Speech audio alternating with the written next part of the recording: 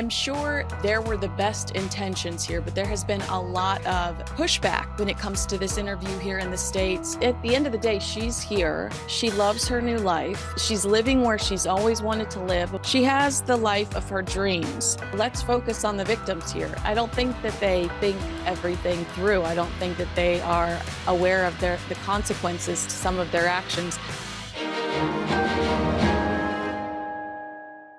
We are hearing a little bit about Meghan Markle's health again.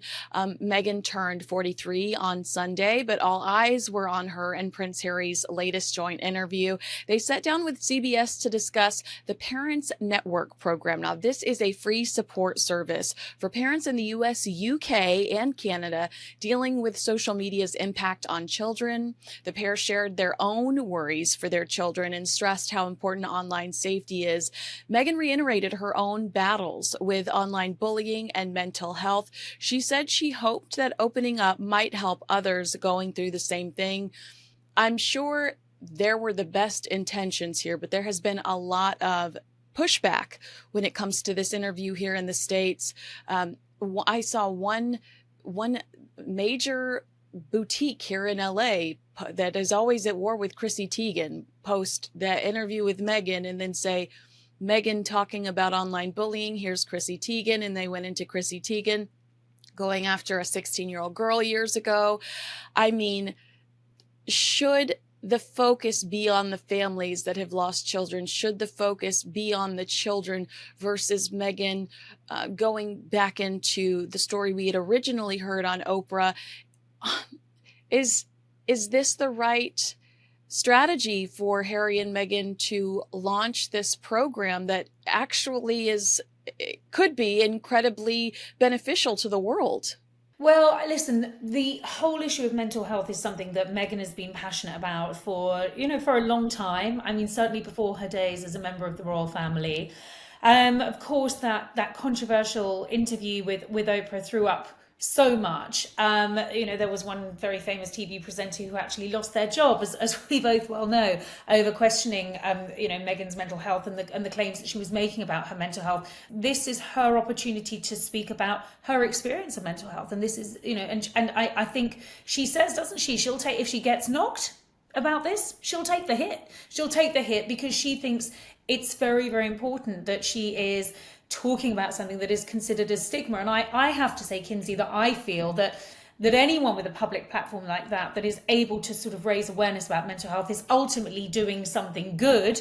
I think sort of when it comes down to that Oprah interview, of course, all the controversy over that, the racism row, the mental health claims that Meghan mentioned, all seem to come back in a rather ugly way. So I think she takes a risk in doing it, but she recognises that, and she says she's willing to take the brickbats that are going to come with it.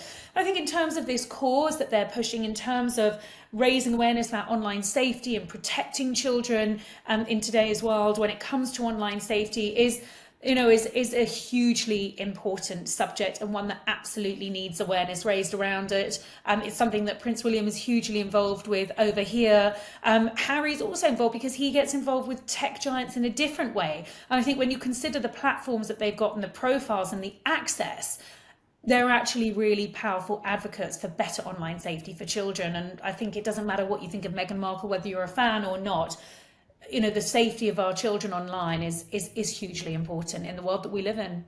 You did make the comment just now, though, that they did risk jeopardizing their relationship with the family a little bit. I mean, I'm paraphrasing, but do you think that when they made those comments, they realized, okay, with every article that comes up about this, there's going to be chunks of comments from the Oprah Winfrey interview. We are rehashing something that really angered the royal family at the time. Do you think that she realized that she could be creating more of a distance with some of these comments that immediately the press were going to take and link with prior statements that she'd made? Well, listen, Meghan is certainly not stupid. She's an incredibly intelligent woman, and I think she knows that every comment that she makes is going to be dissected and analysed, and is going to generate headlines. I mean, she was slightly provocative, Kinsey. I think in terms of when she's talking about her own experience, she sort of said she'd barely scratched the surface. I mean, that sort of. I'm not saying it was a threat, but it sort of felt quite sort of threatening, I suppose, a little ominous, in that, the suggestion being, gosh, there's so much more I could say that I haven't yet. Well, is that the plan? Is that going to be the intention, to put more information out about that period of time? We don't know is the answer. But of course, every time that subject of her emotional and mental well-being when she was part of the royal family is revisited, she obviously feels that she was hard done by, that she wasn't heard, that only one side of the story's been out there, and it all seems to suggest that she's still got more she wants to say. And I think that is probably concerning for the royal family, but as much as it's concerning, it's also not going to do anything to help those already strained familial relationships. And I think this is part of the problem in terms of Meghan's relationship with the royal family and the wider royal family, is that there has just been such a breakdown of trust, and there is a genuine nervousness about what else she may want to say. And when she says things like, well, I've only scratched the surface, it suggests, I think, that she may well be planning to tell more of her story.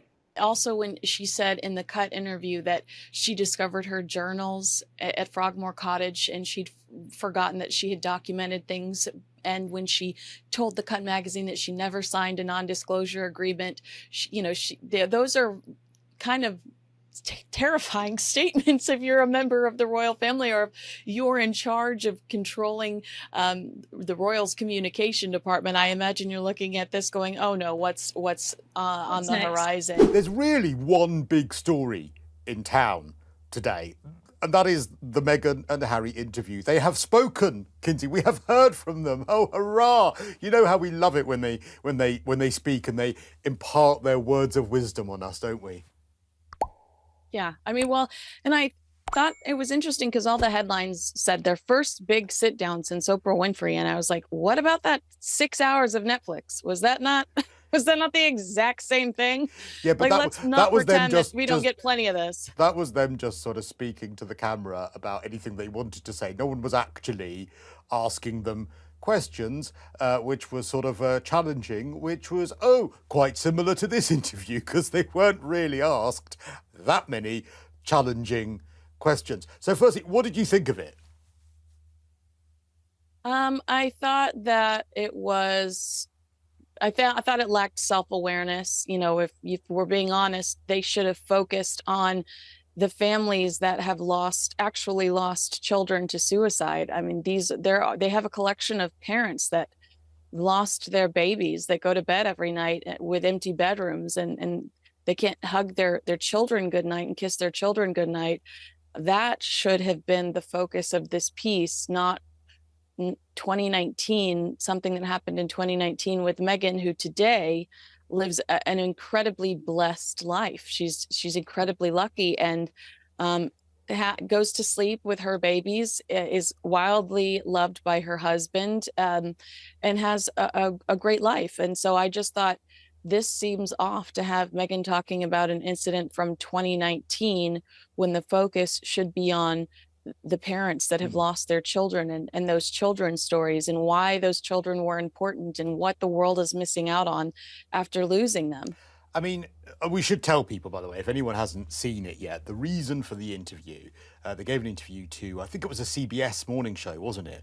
The Parents Network. This is something that they've launched with their Archwell site, and it's a network of for parents and containing parents in order to counter online harms. So it's all about the dangers of social media, the dangers of different information or false information that people can find online, and how that has affected parents and young people. And you're quite right, some of the parents that they featured in both this interview and on this site are parents that have lost their children due to suicide during due to the fact that they've seen things online. It also contains stories of children and young people that have had eating disorders, that have had various other terrible things happen to them as a result of being online, specifically social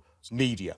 Bullying being another massive part of that. And I think that what you're referencing is, of course, the interviewer asking Meghan about suicide and her suicidal thoughts and how she can relate to younger people that might have had them themselves, and whether she feels that she's got some empathy.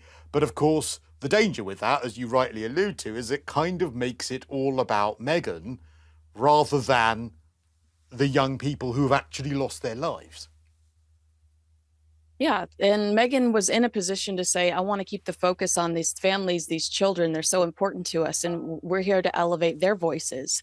But instead, she says, wow, I haven't even scratched the surface or whatever, which alludes to the fact that there's more to tell, which now everybody starts pulling Oprah Winfrey articles out. And then the fact checkers come flying in, and the fact checkers were like, actually, technically, Meghan, in March of 2019, the royal family all of a sudden launched social media guidelines for how you could interact with members of the royal family on social media to protect specifically Meghan Markle.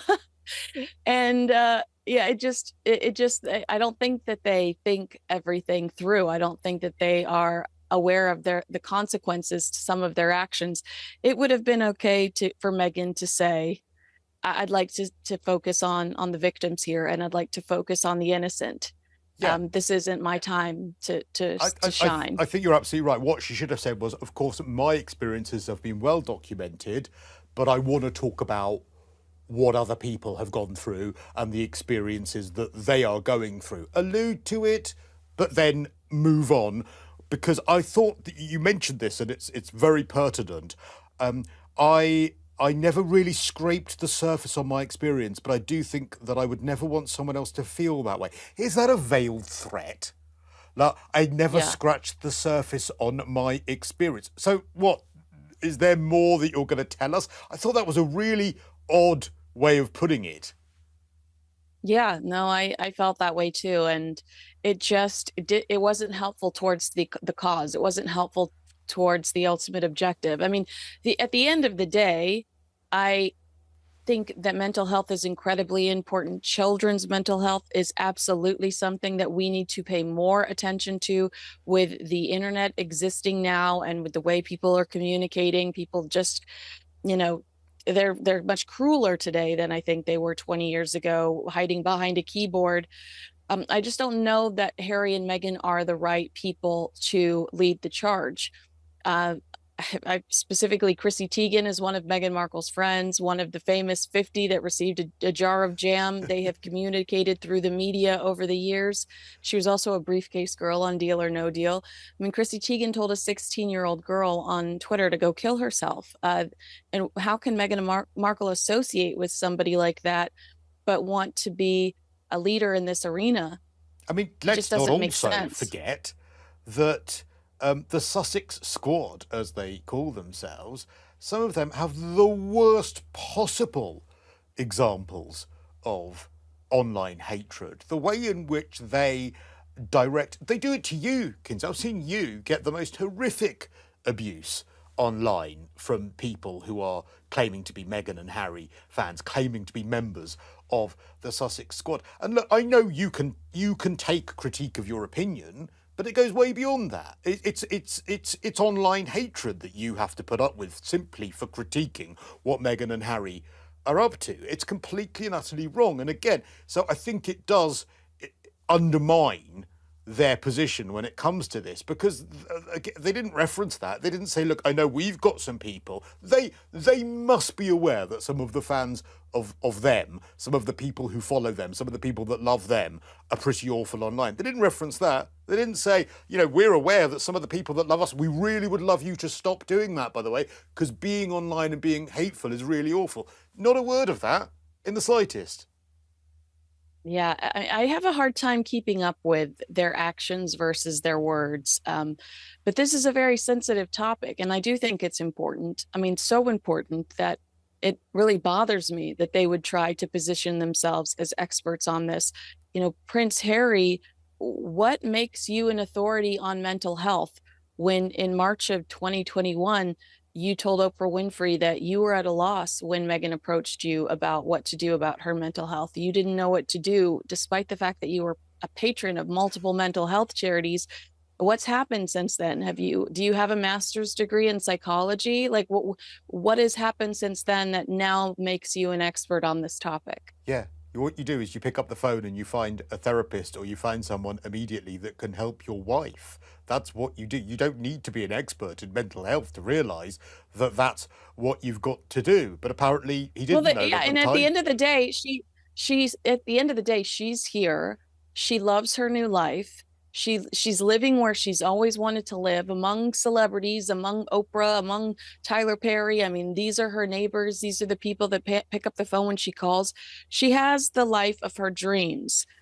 So I don't want to hear about, I don't want to, like, let's focus on the victims here. And if that's the route they want to go, I think that people would be more apt to listen if they were hearing the stories of the actual families that were affected by this. And let's talk about the victims as well, because let's not forget as well, many fans of Meghan and Harry, one of whom actually appeared in their documentary on Netflix, did the most horrific bullying of Princess Catherine online as well. Yeah, well, I don't even want to give him oxygen, but no, there is an entire. And I'm not naming. You're right. There's an entire folder that's probably in a vault in Kensington Palace with stories of Meghan Markle bullying her staff. I mean, it's all a joke. Yes. The palace could blow up their entire agenda by saying, you know what? Here's the report. Here's a list of